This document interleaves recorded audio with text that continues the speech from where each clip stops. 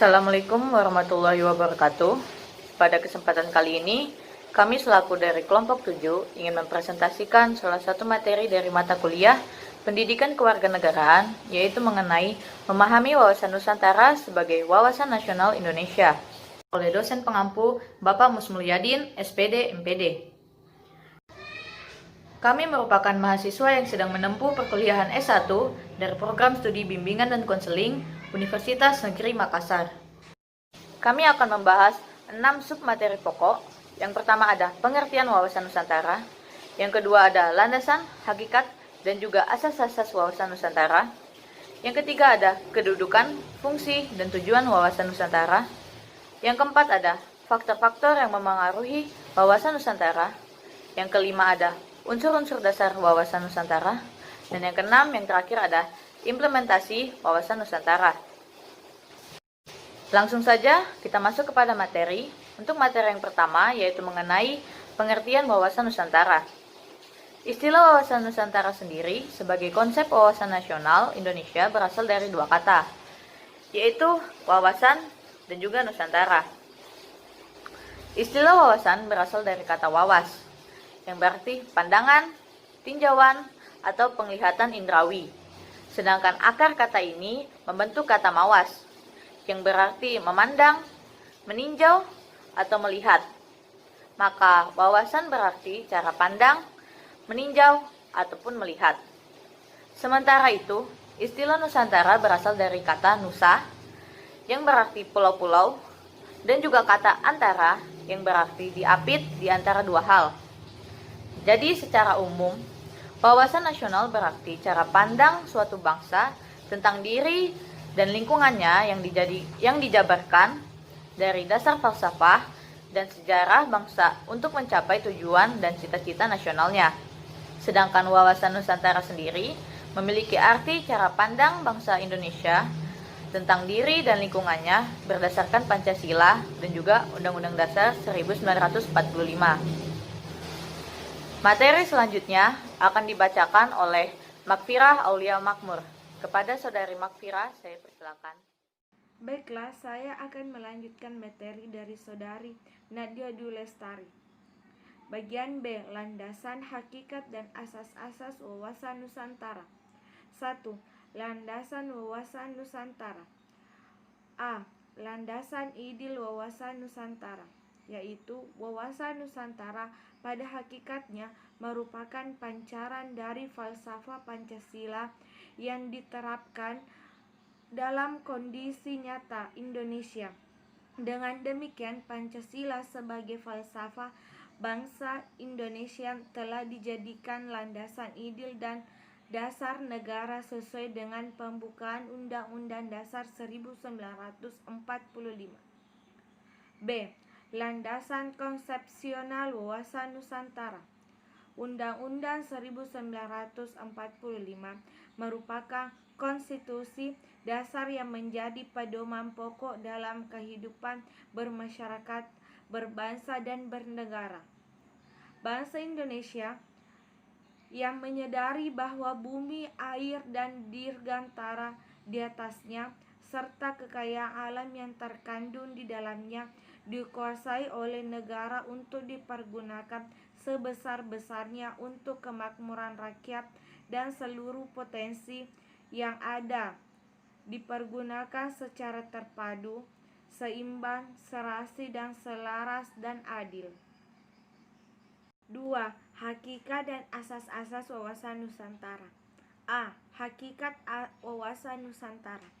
Hakikat dari wawasan Nusantara adalah keutuhan Nusantara dalam pengertian cara pandang yang selalu utuh dan menyeluruh dalam lingkup Nusantara demi kepentingan nasional. Hal tersebut berarti bahwa setiap warga negara dan aparatur negara harus berpikir, bersikap, dan bertindak secara utuh dan menyeluruh demi kepentingan bangsa dan negara Indonesia. B. Asas-asas wawasan Nusantara. Asas-asas wawasan Nusantara terdiri dari 1. Kepentingan bersama bangsa Indonesia adalah menghadapi penjajahan secara fisik dari bangsa lain. 2. Keadilan berarti kesesuaian pembagian hasil dengan adil terhadap kegiatan perseorangan, golongan, kelompok maupun daerah. 3. Kejujuran berarti keberanian berpikir, berkata, dan bertindak sesuai dengan realitas serta ketentuan yang benar demi kemajuan bangsa dan negara. 4. Solidaritas perlunya rasa setia kawan, mau memberi dan rela berkorban bagi orang lain tanpa meninggalkan ciri dan karakter budaya masing-masing. 5. Kerjasama berarti adanya koordinasi saling pengertian yang didasarkan atas kesetaraan sehingga kerja kelompok baik kecil maupun besar dapat tercipta sinergi yang lebih baik lagi. 6. Kesetiaan berarti adanya rasa setia terhadap kesepakatan bersama untuk menjadi bangsa dan negara Indonesia yang dimulai dengan dicetuskannya Budi Utomo tahun 1908, Sumpah Pemuda tahun 1928, dan Proklamasi Indonesia 1945. C. Kedudukan, fungsi, dan tujuan Wawasan Nusantara. 1. Kedudukan.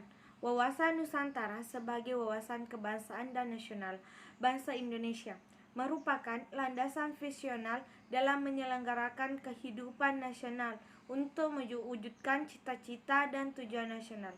Wawasan Nusantara dalam paradigma nasional dapat dilihat dari A. Pancasila sebagai filsafat, ideologi bangsa dan dasar negara, berkedudukan sebagai landasan ideal. B.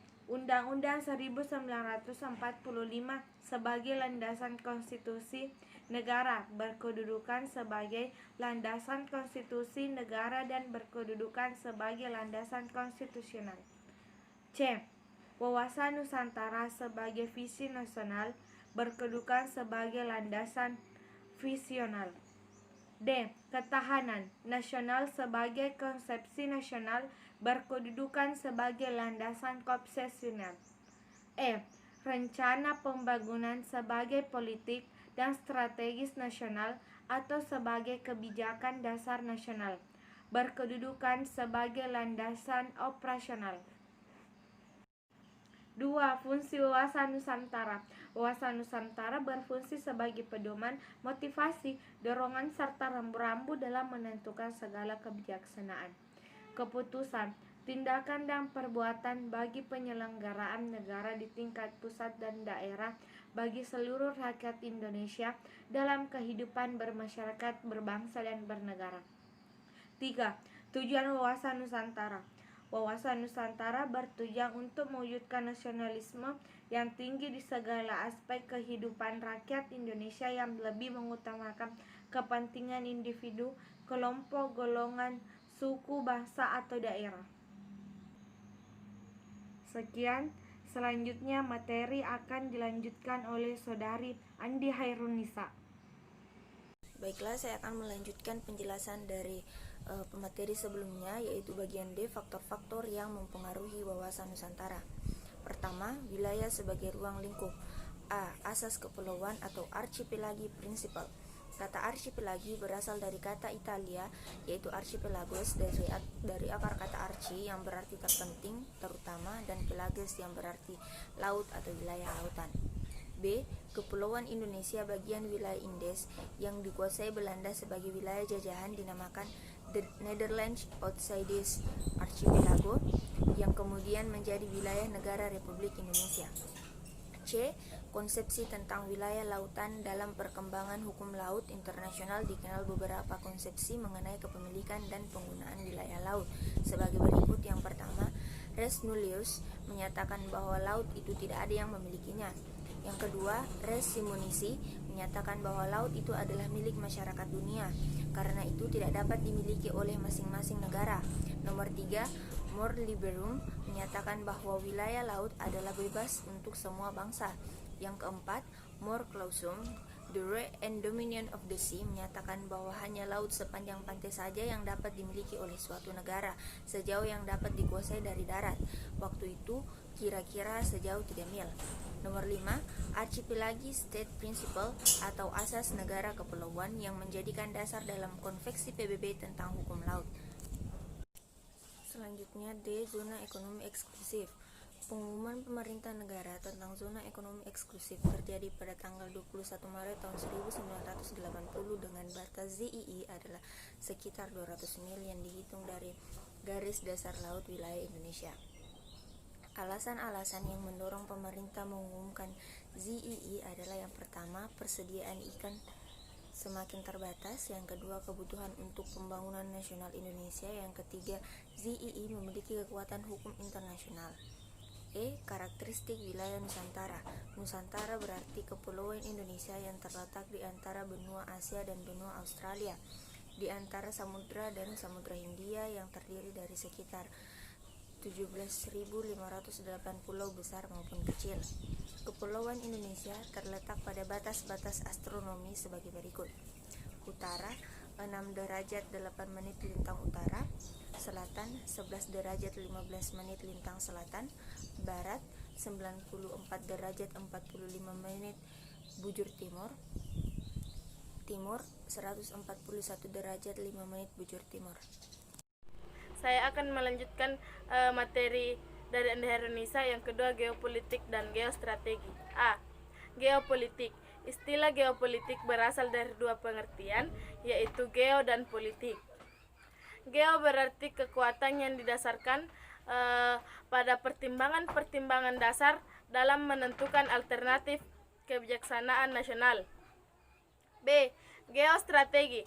Strategi berasal dari bahasa Yunani yang diartikan sebagai the art of general atau seni seseorang panglima yang biasanya digunakan dalam peperangan.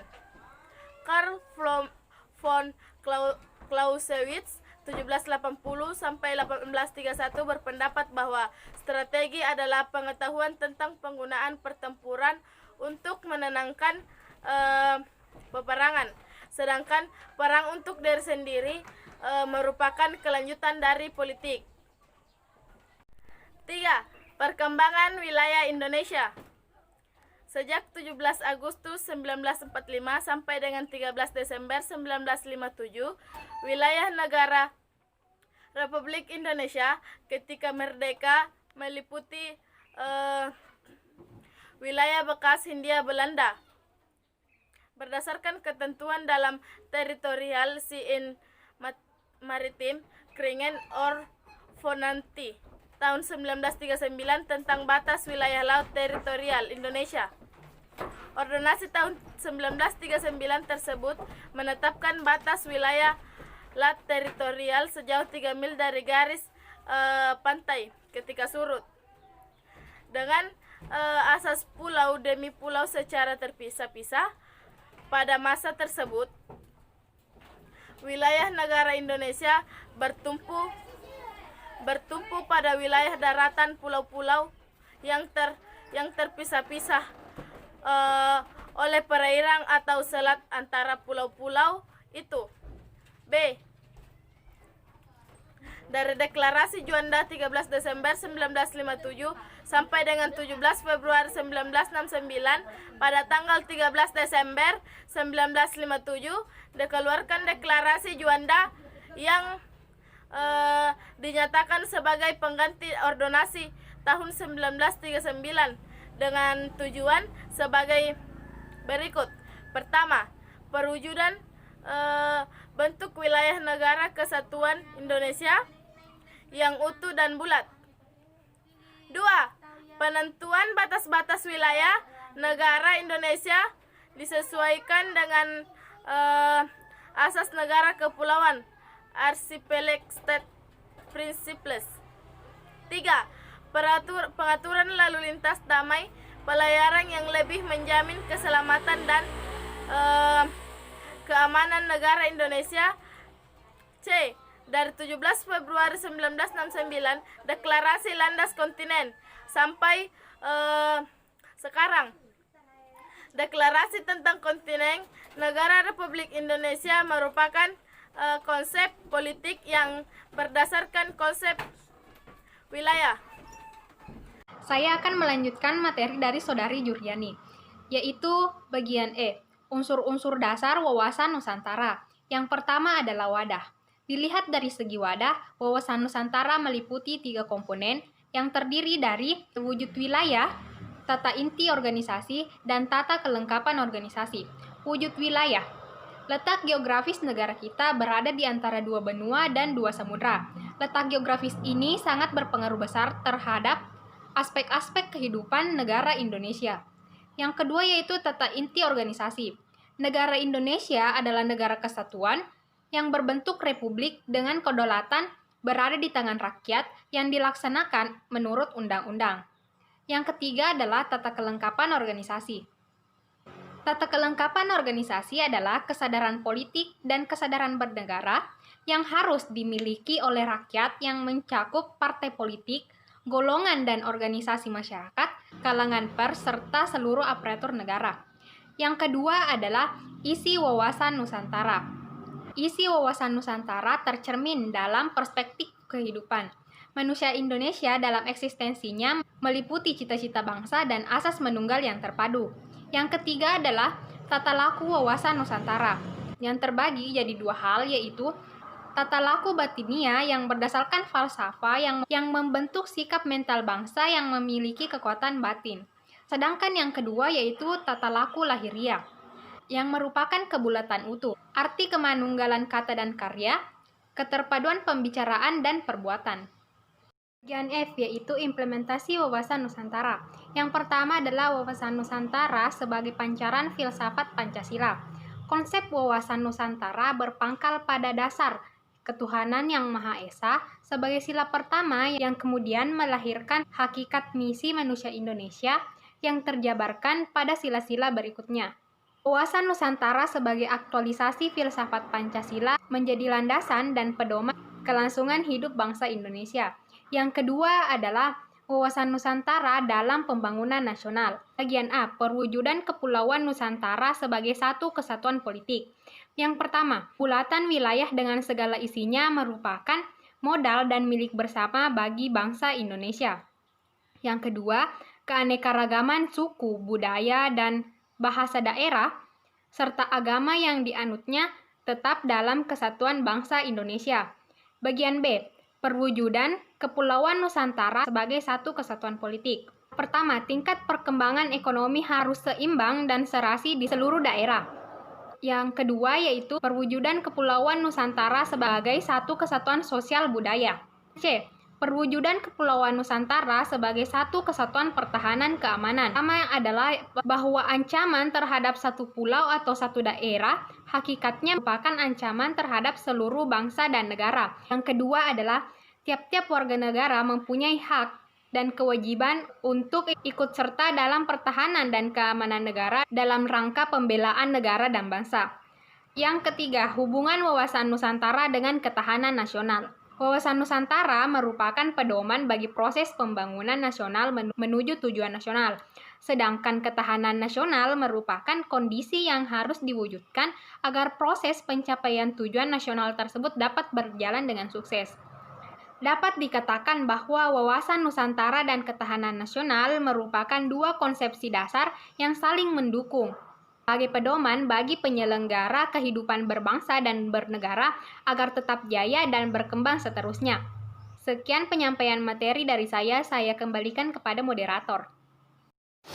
Dari pembahasan kami sebelumnya mengenai materi-materi yang sudah ada, dapat diambil kesimpulan bahwa secara umum, wawasan Nusantara adalah keutuhan Nusantara atau nasional, yang dapat diartikan yaitu cara pandang yang secara utuh menyeluruh dalam lingkup Nusantara dan demi Nusantara nasional.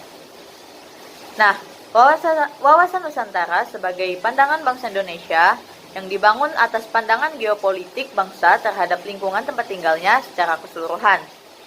Konsep dari wawasan Nusantara yang berdasarkan segi historis dan geografis, sosial budaya menegaskan bahwa Indonesia dengan kebinekaannya adalah satu kesatuan yang saling terpaut.